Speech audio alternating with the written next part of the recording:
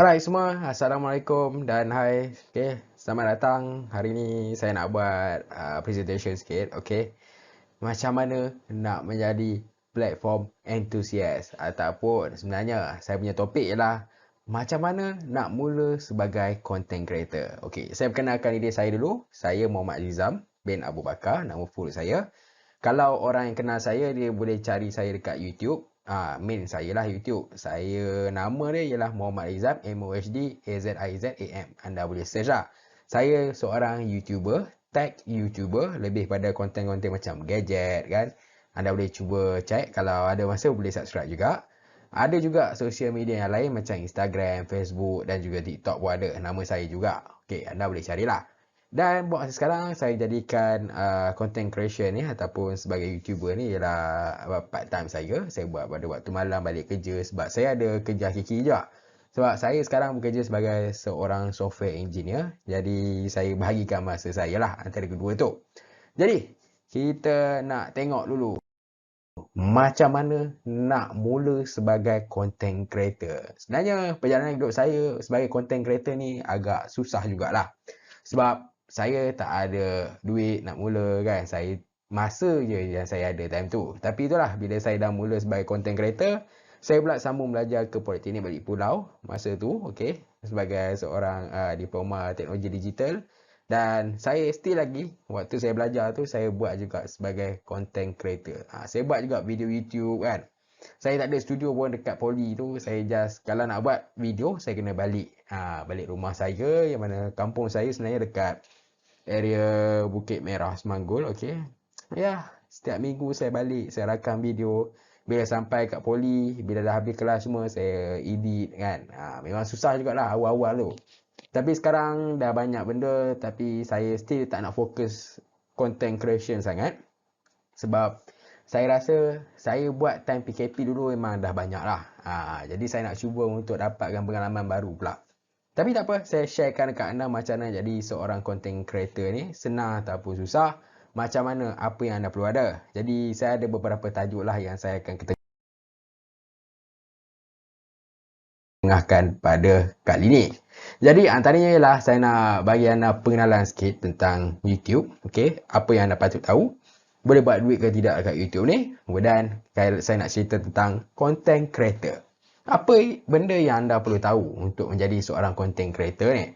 Kemudian kita ada juga jenis content creator. Okay, jenis content creator ni bukan satu je lah. Kalau anda tengok kat YouTube kan, macam-macam orang. Ada yang one man standing, dia buat seorang macam saya lah. Kemudian ada juga yang buat secara berkumpulan kan. Dan ada juga title-title orang. Bukan semuanya sama. Tak kisah anda buat kat YouTube ke, dekat platform lain pun lebih kurang jugalah. Okay. Dan saya nak bagi tahu anda, sebelum menjadi content creator, apa yang anda perlu standby? Apa yang anda perlu ada? Adakah anda hanya perlukan masa?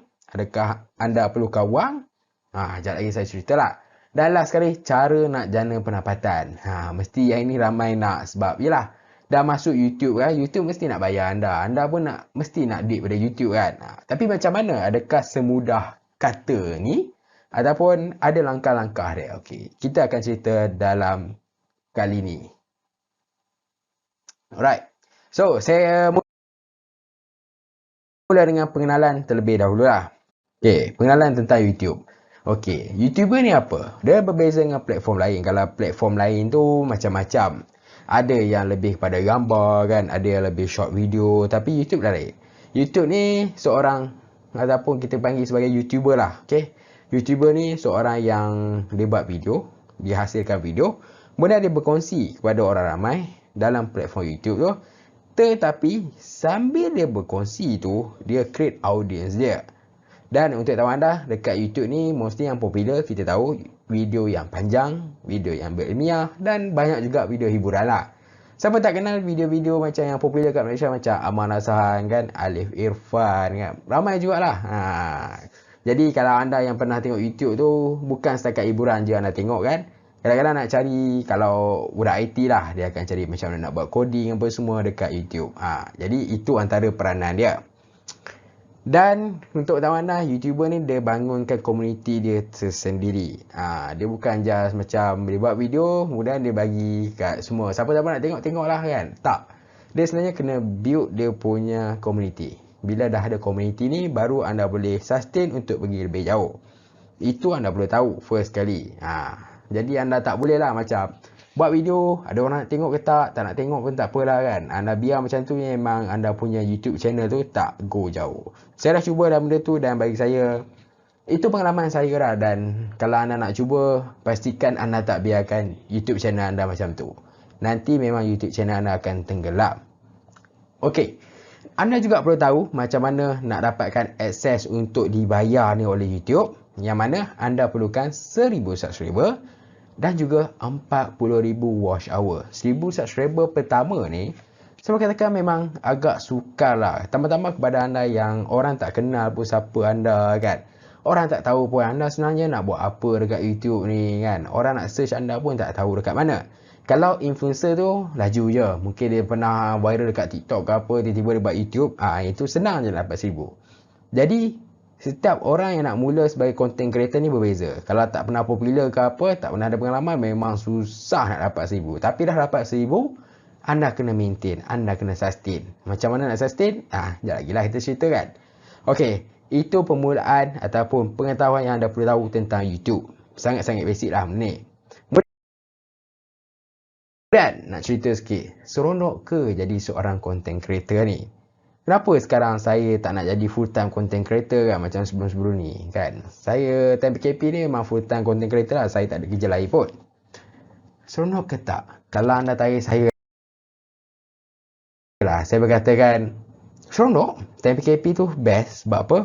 First sekali, masa dia fleksibel kan. Anda rasa macam nak buat, anda ni orang yang night person kan. Kalau pagi tu macam malas nak bangun kan. Bangun-bangun tengok-tengok jam pukul 12 tengah hari dah. 12 tengah hari nak buat video apa kan, panas-panas macam tu kan. Anda relax dululah. Makan tengah hari dulu kan. Lagi macam dah makan, dah kenyang, dah tidur balik kan. Dah time PKP anda nak buat apa sangat, kerja pun tak ada apa sangat kan. Mungkin anda yang ada work from home pun buatlah kerja work from home. Tapi faham lah work from home macam mana kan. Kemudian sampai malam, anda tak tahu nak buat apa. Tiba-tiba malam dia jadi segar, aktif. Mungkin time ni anda boleh buat konten. Ada setengah orang macam tu. Ada setengah orang pula dia macam pagi-pagi dia macam terlalu bertenaga kan. Pagi-pagi dia berjoging ke apa, tapi ada banyak masa lagi waktu pagi dia nak buat apa. Jadi dia boleh jadi seorang content creator, tapi dia buat pada waktu pagi. Jadi seorang content creator ni masa dia fleksibel. Dia tak kisah nak cipta konten tu pagi ke, nak cipta konten tu petang ke, no problem. Bila-bila pun dia boleh buat. Kemudian kalau jadi content creator ni, anda akan selalu up to date dan akan selalu up to date dengan isu-isu semasa.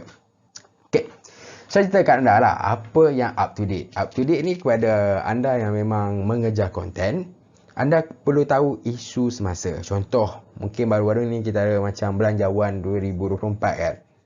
Benda tu sendiri anda boleh buat konten. Konten ni tak semestinya dalam bentuk video ke apa. Sebab kalau dekat YouTube sekarang pun, anda boleh buat short, anda boleh buat feed kan. Benda-benda yang boleh bagi engagement dekat audience. Itu pun dah okey. Ataupun mungkin video yang simple, nak cerita tentang Belanjawan tu ke kan. Benda yang lagi simple lagi bagus lah. Sebab orang Malaysia ni, kalau boleh ada orang kupaskan dekat dia, dia lagi suka. Sebab tu kalau tengok dekat Malaysia, video-video yang lebih viral ni lebih kepada video macam berita, kemudian video macam hiburan. Itu memang viral dekat Malaysia lah. Tapi kalau video macam tag ke apa, kalau lebih kepada fakta ke cerita tu okey. Tapi kalau lebih kepada produk tu macam kurang sikit sekarang lah. Dan tu pun saya cerita juga jap lagi. Okay, jadi content creator ni juga best. Sebab apa? Anda akan selalu up to date. Siapa yang akan up to date untuk anda? Okey, contoh saya sebagai tag, okey, content creator gadget dan segalanya, saya boleh dapat tahu berita yang mana ada gadget baru nak keluar. Selalunya kalau anda dapat view saya tak nak cerita tentang subscriber sangat. Sebab subscriber tak memainkan peranan penting. Kalau anda boleh sustain view dalam 2K, 3K macam tu, akan ada brand yang akan approach anda, minta email anda kan. Ataupun dah dapat email anda, dia akan email anda berita-berita terbaru tentang company ke, berita terbaru tentang dia punya produk ke. Dia beritahu anda kat sini, okey, produk sekian-sekian nak launch bila. Dia bagi tahu anda siap-siap, anda pun macam okey, nice kan, dapat berita yang baru, orang lain tak dapat lagi. Anda antara yang priority ataupun orang yang utama dekat sini dan nak bagi tahu. So itu salah satu dia lah. Bagi saya benda tu seronok. Sebab kadang-kadang bila saya macam benda-benda yang nampak hype, bila saya rasa macam nak tahu smartphone ni bila keluar kan, tiba-tiba dapat email, oh smartphone ni akan ada keluar mungkin launching bulan November. Jadi saya tahu lebih awal pada orang-orang biasa. Walaupun orang-orang biasa tu dia minat tech juga. Macam itulah. Kemudian, pelbagai persaingan dan cabaran. Seronok sebenarnya, tak seronok pun sebenarnya ada jugalah dia punya persaingan dan cabaran ni. Sebab first kali anda akan bersaing dengan content creator lain. Macam saya dalam bidang teknologi sendiri, saya nampak lah persaingan saya memang banyak dekat sini kan. Anda boleh tengok sendiri. Saya ada pesaing macam Faz Jaling yang dah lama kan, yang lebih pengalaman daripada saya. Ramai lagi ada yang geng-geng media macam Wiser, Amans. Bukan seorang dua dan bukan calang-calang lah yang saya nampak macam bersaing ni. Orang-orang yang hebat juga sekeliling saya. Tapi itulah, kalau nak bersaing, pastikan anda bersaing secara sihat lah. Dapat view tak dapat view tak apa, relax je. Yang penting anda usaha untuk tingkatkan kualiti. Itu je lah. Tapi kalau dah sibuk macam saya ni kan, kadang-kadang saya pun tak ada masa sangat nak tingkatkan kualiti.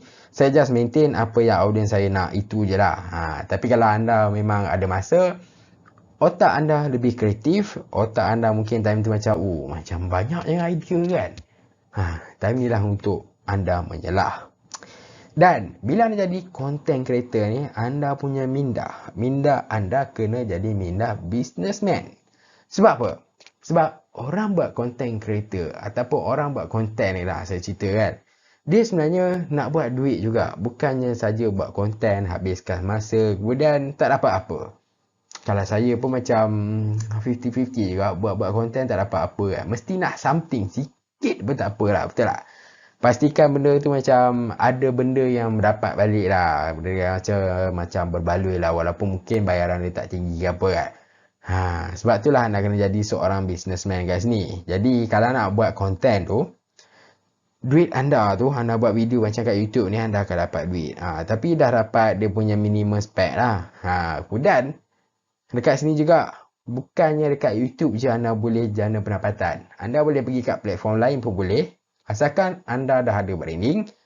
Ataupun anda boleh guna macam baru-baru ni kita ada macam affiliate. Affiliate macam dekat Shopee, dekat Lazada. Anda boleh buat affiliate, just link saja, anda promote. Itu je anda dapat commission duit tu. Dan nampak senang kan? Tak ada masalah pun. Anda pergi kat mana-mana copy paste pun boleh juga.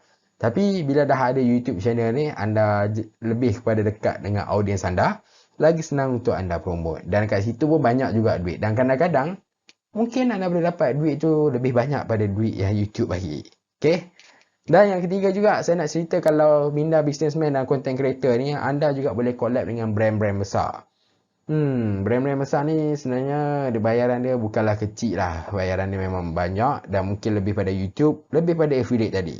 Yang ini orang memang kerja. Orang nak bekerja untuk collab, dapat barang ke, dapat duit ke, macam-macam lah. Itu atas anda. Sebab hari ni saya nak cerita tentang dia punya permulaan je. Setelah itu dah lebih pada advance lah. Dah dapat view anda yang tinggi ke apa kan. Itu nanti kita cerita.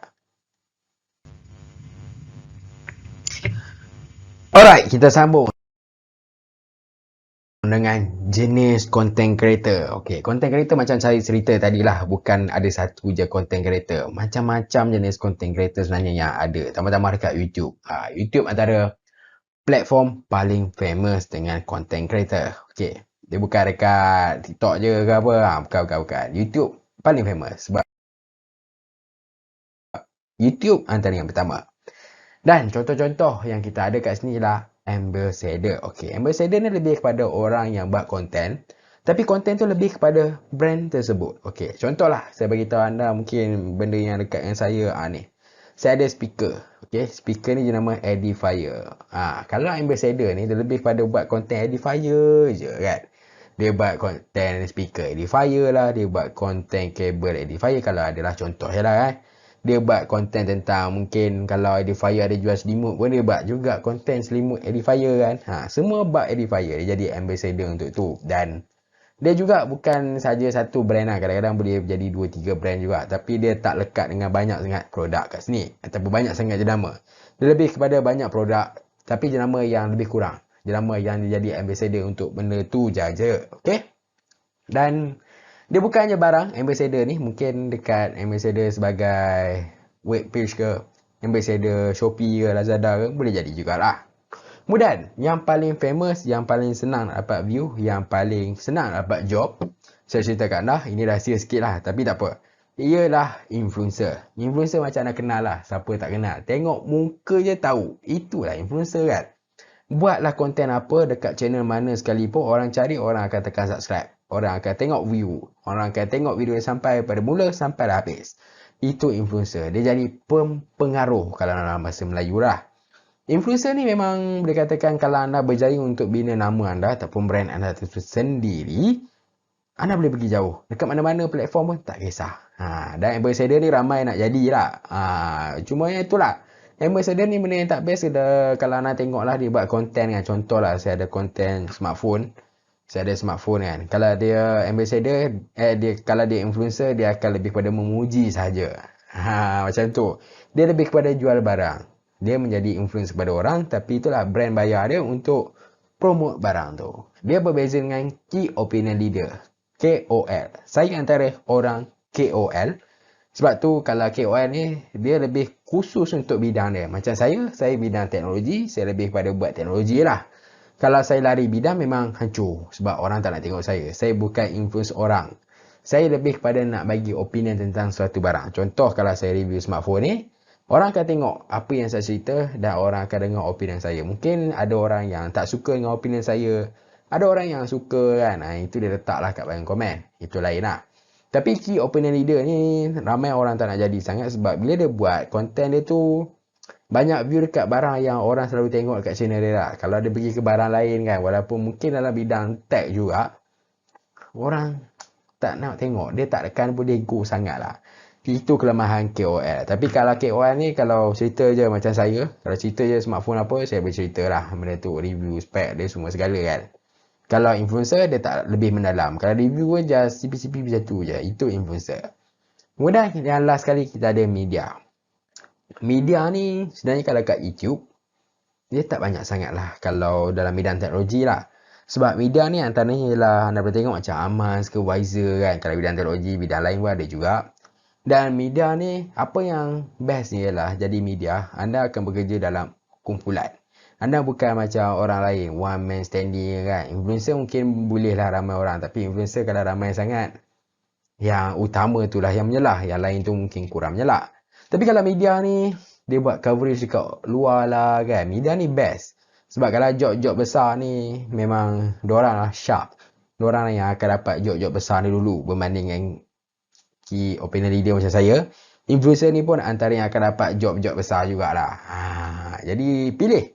Apa jalan anda? Nak cari yang mana? Ambassador ke? Ambassador jarang lah orang jadi sangat kan. Kecuali kalau brand tu mungkin bayar anda mahal ke apa. Itu lain cerita.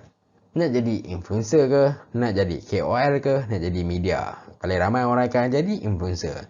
Kalau untuk perjalanan, kalau anda rasa macam memang nak famous, memang nak go jauh dalam content creation ni, anda boleh jadi influencer dulu. Bila influencer ni, anda build nama anda build je nama anda akan lompat ke media, iaitu anda bekerja dalam grup, anda mungkin ada company sendiri ke apa, dekat sini lah boleh jadi besar. Okay, anda tak perlu lompat ke jadi KOL ke ambassador ke, sebab ini dia macam payment dia pun kecil kan, dia punya bidang pun job scope dia tak luas sangat.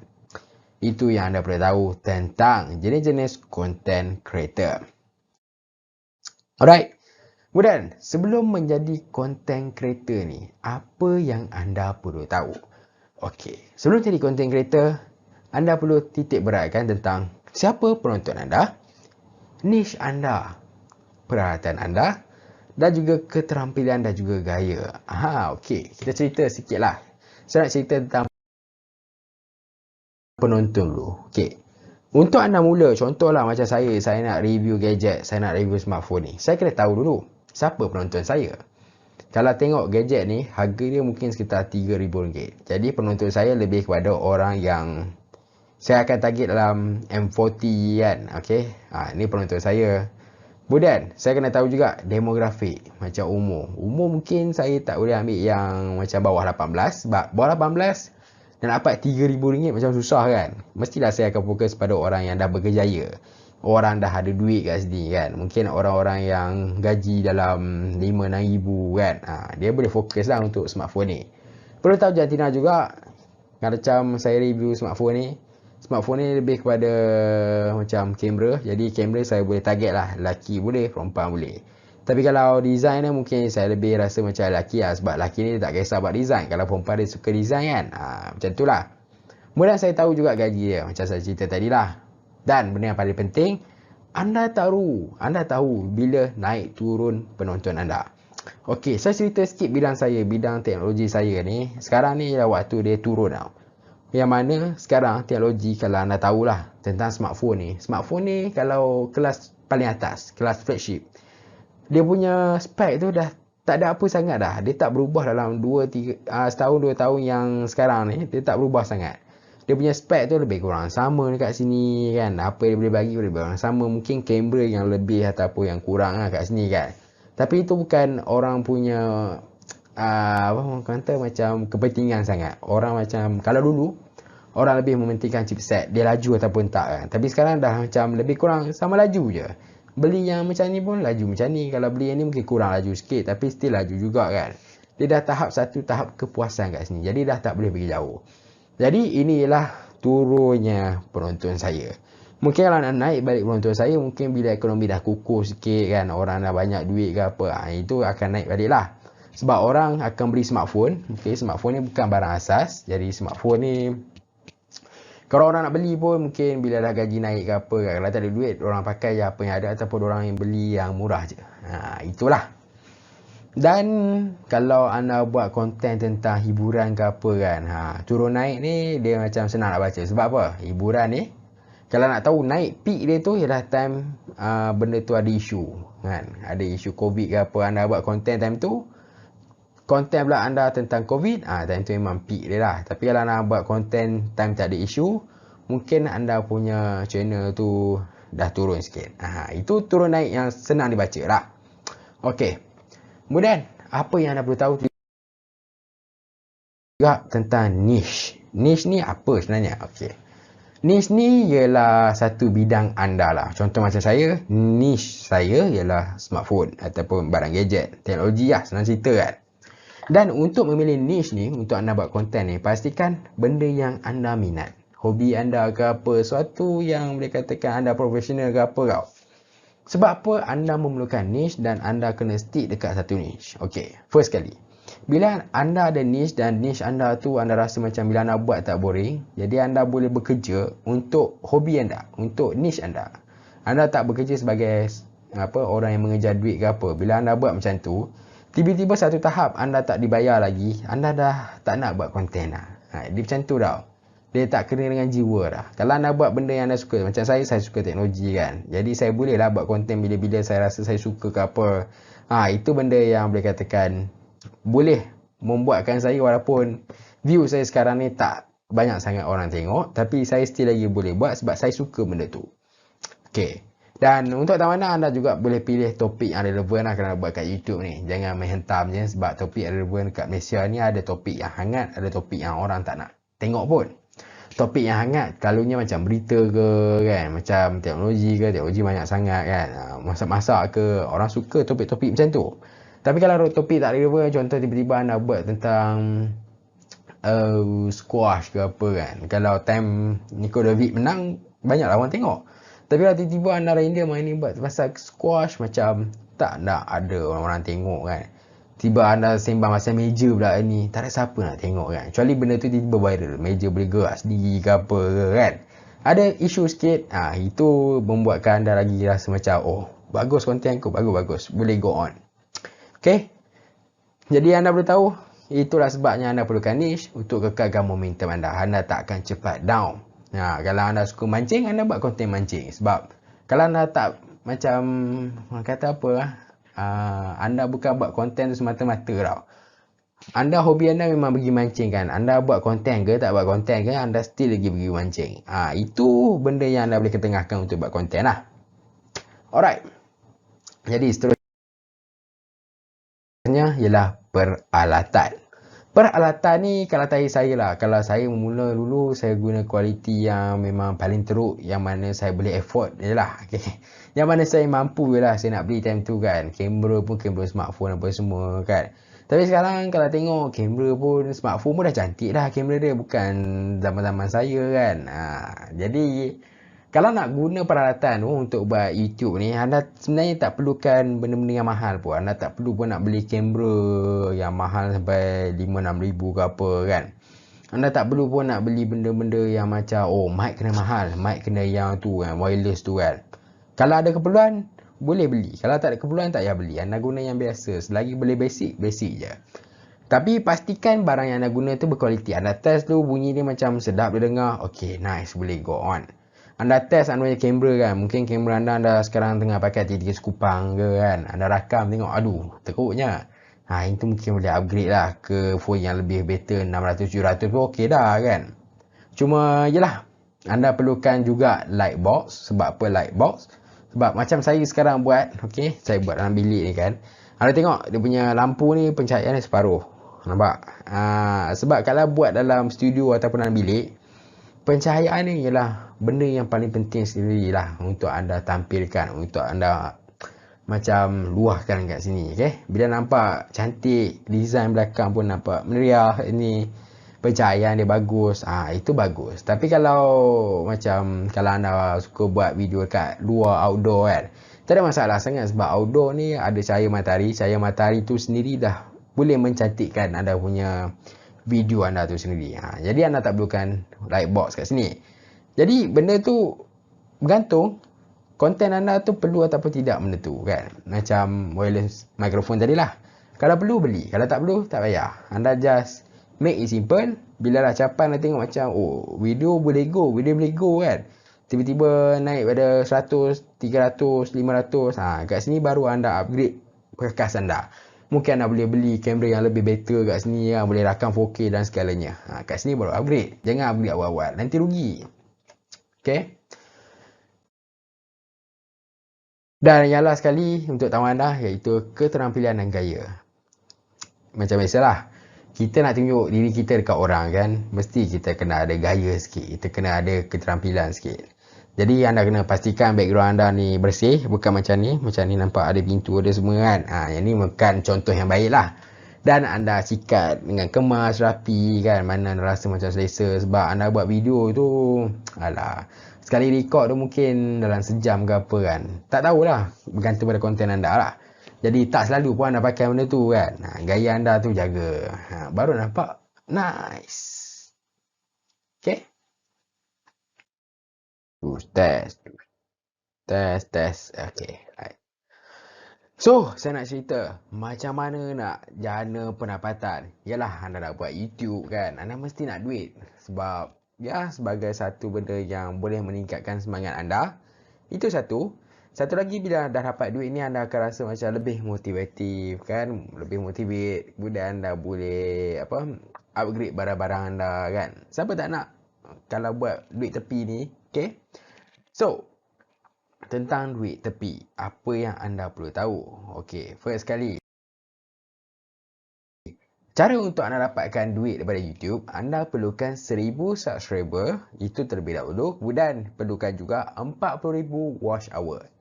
Jadi, nak capai 1000 subscriber macam saya cerita tadi lah, memang agak sukar, tapi detik ni lah untuk menentukan niche anda, untuk menentukan konten anda kan. Okay, saya cerita sikit. Sebelum anda capai 1000 tu, anda boleh bereksperimen lah dengan konten anda. Kalau boleh, bawah 500 lah nak bereksperimen ni. Contoh mungkin anda buat konten tentang memancing. Mungkin sebelum ni anda buat mancing dekat kolam. Anda buat mancing kat kolam tapi view anda macam boleh lagu kan. Mungkin anda kena tukar memancing kat laut pula. Mungkin bila mancing kat laut ni lagi ramai view dia. Jadi anda boleh tukar niche anda daripada mancing dekat kolam tadi ke mancing kat laut. Kemudian anda boleh tukar juga. Mungkin nak buat konten tentang rod ke. Mungkin nak buat konten tentang mesin dia ke kan. Try buat konten macam tu. Selagi tak capai 1000 subscriber, anda boleh bermanipulasi dengan konten anda lah.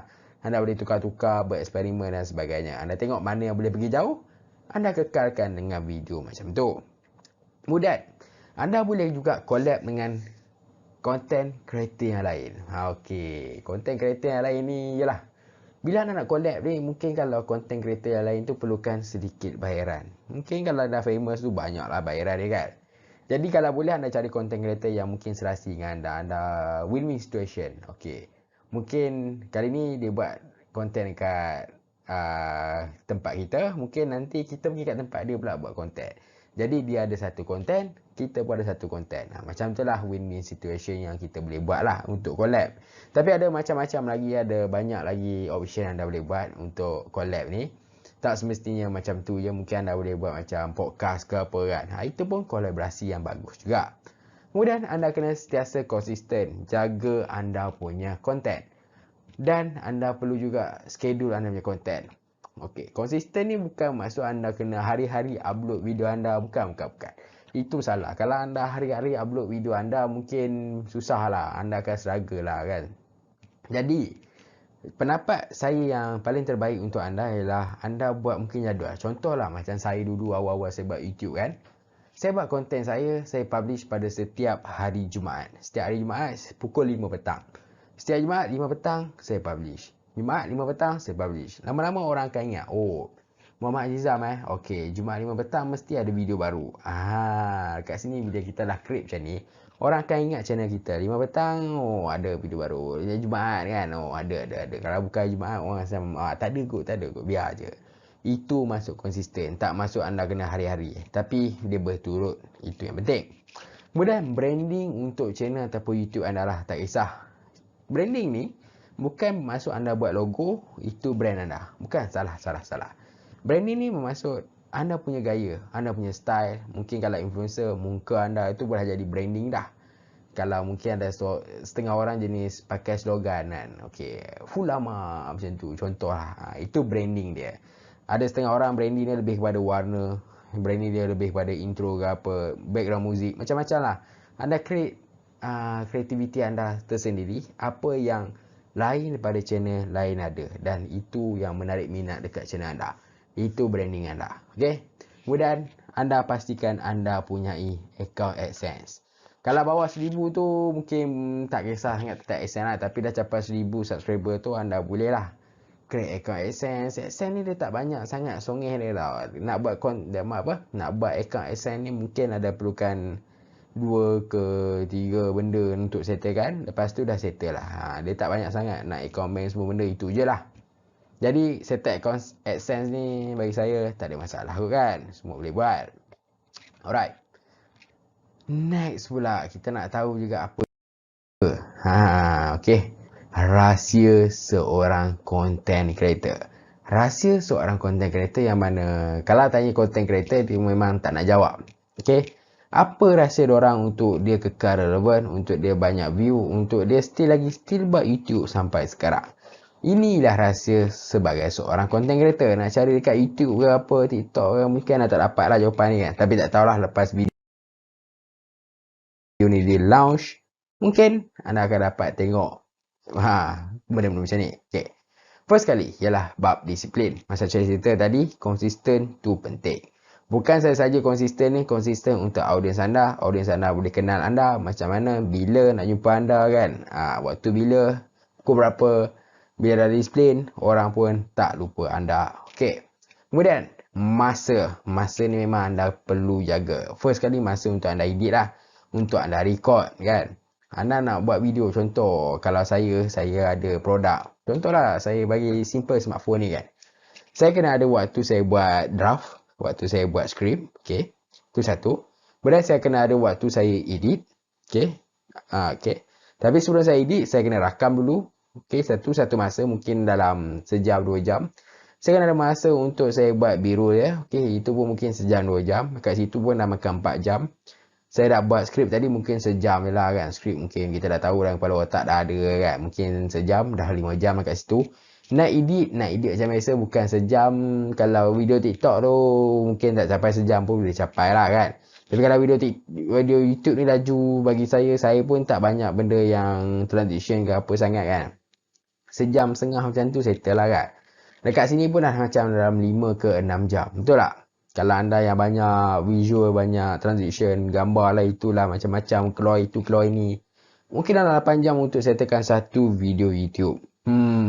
Banyak nak masa yang nak makan 8 jam tu macam anda kerja kat office lah. Pada pukul 8 pagi ke 5 petang. Walaupun waktu anda jadi fleksibel, tapi anda kena juga, macam saya cakap, disiplin. Kena juga ada masa-masa ni. Anda kena consider. Anda tak boleh macam duduk saja, esok lah kan edit video. Tak boleh. Bila anda buat macam ni, anda tak akan konsisten. Okay? Masa tu penting untuk anda jaga. Kemudian jadi posting macam saya cerita tadi. Next ialah kreatif. Kreatif ni tak masuk anda kreatif, anda buat design macam tu ke apa. Itu kreatif juga, tapi itu kreatif lain. Kreatif ni mungkin daripada segi kolaborasi. Okay, anda boleh collab dengan orang. Itu kreatif juga. Mungkin anda buat sesuatu benda yang lain. Beza format editing ataupun beza pada rakaman. Mungkin lah, kalau anda nak konten kan. Kebanyakan, saya cerita lah, ni rahsia sikit lah. Kebanyakan konten dekat Malaysia ni, dia tiru pada konten-konten pada Indonesia. Jiran seberang kita. Yang mana bila anda tengok macam, challenge dia orang sama je kan. Konten ni macam lebih kurang sama. Orang yang bertukar-tukar kan. Perasan tak? Cuma yang kat sini anda perlu kreatif lah. Anda kalau nak tiru tu boleh. Tapi jangan sebiji-sebiji kan. Tiru sebiji-sebiji. Memanglah dia banyak view. Anda banyak view tapi tak cantik lah. Kita nak satu kreatif kat sini. Benda kreatif. Bila orang tengok macam, wah, buat benda ni macam tak pernah tengok kan. Padahal ada je. Dia tiru je konten lain. Tapi anda pun tak perasan. Itu penting. Kemudian, komunikasi. Komunikasi awal-awal mungkin tak penting, tapi bila channel anda makin besar dan membesar, komunikasi dia penting. First sekali kalau anda buat konten-konten barang ataupun konten hiburan sekalipun, anda mungkin boleh dapatkan sponsor pada company besar kan. Buat makeup ke apa, orang boleh bagi makeup free dekat anda. Anda makeup, tu nak cerita sikit macam mana makeup ni kan. Contohlah kalau barang ke, anda test barang, kemudian anda cerita sikit lah barang dia bagus ataupun tak. Dan anda juga boleh dapatkan duit daripada company besar ataupun sponsor barang macam saya cerita tadi. Dan anda kena berkenalan dengan orang-orang baru. Kalau macam saya sebenarnya malas juga nak berkenalan dengan orang baru. Tapi bila nampak orang tu macam berkarisma ke apa, saya macam berminat untuk berkenalan dengan dia kan. Bila buat connection macam ni, anda ada lebih besar network anda. Nak dapat job tu lagi senang. Kat sini lagi simple lah. Ni rahsia lah, rahsia. Tapi itulah kalau duduk senyap je kan. Saya selalu antara orang yang duduk senyap. Job ni macam susah sikit lah. Kecuali memang anda yang agak hebat ke apa lah. Itu bukan masalah. Tapi kalau boleh, berkomunikasi lah dengan orang sekeliling tu kan. Dalam arena anda juga, tak ada masalah. Okay. Kemudian, semangat. Teruskan semangat. Tentukan visi anda. Tentukan tujuan anda. Kenapa anda buat YouTube channel ke? Okay, macam tadi. Kalau bagi saya, mungkin sebab minat. Teruskan. Anda minat benda ni. Anda teruskan. Mungkin satu hari anda hilang minat. Jangan risau, mungkin anda perlu rehat. Tapi jangan rehat lama sangat. Kalau YouTube ni anda rehat lebih 3 ke 6 bulan dengan mula lah. YouTube tak nak recommend anda lah sebagainya kan. Tapi jangan rehat lama sangat. Seminggu 2 minggu tu okey lah kalau nak rehat. Kemudian anda juga boleh cari untuk sumber inspirasi. Tak kisah nak tengok luar negara punya konten ke apa nak tiru kan. Mungkin bukan sebiji-sebiji. Anda ubah sikit. Yes, anda ubah ikut kita punya audience. Audience Malaysia dia nak apa sebenarnya. Itu anda kena gaji lah. Tapi untuk sebagai permulaan, anda just boleh tiru pun tak ada masalah sangat kot. Okay. Itulah dia rahsia content creator. Saya tak nak bagi tahu detail sangat. Sebab kalau detail sangat nanti anda tahu semua rahsia content creator kan. Saya just cerita pada dasar je dia punya rahsia ni. Kalau nak lebih mendalam, anda korek sendirilah. Okay. Itulah rahsianya. Right. Jadi, terima kasih kepada anda semua. Okay. Anda boleh subscribe kat channel YouTube saya, Muhammad Azizam, macam situ. Kalau kat Facebook lebih kurang sama, Instagram Azizam_IG. Kalau kat YouTube pun Muhammad Azizam. Ada apa-apa mungkin anda nak invite saya ke kan, mungkin ada tempat yang saya nak bagi talk ke apa, anda nak tahu satu-satu ke apa, just email je saya. Itu ialah email azizam97@gmail.com tu email bisnes saya lah. Selalunya sebab saya ni ada 4 jenis email tau dekat saya punya mailbox. Jadi email ni lebih kepada email yang berbentuk promotion ke apa ke, ataupun ada orang nak tanya pada YouTube ke. Dekat email saya lebih cepat baca lah. Tapi kalau email anda masuk spam, saya minta maaf. Mungkin saya tak akan perasan lah. Sebab banyak kalau dah jadi content creator ni, spam email ni memang dah biasa dah.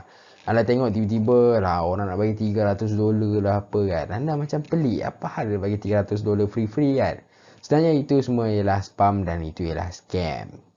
Jadi content creator nanti anda tahulah benda-benda macam ni. Jadi terima kasih semua. Kalau ada soalan, Ada soalan? Boleh tunjukkan.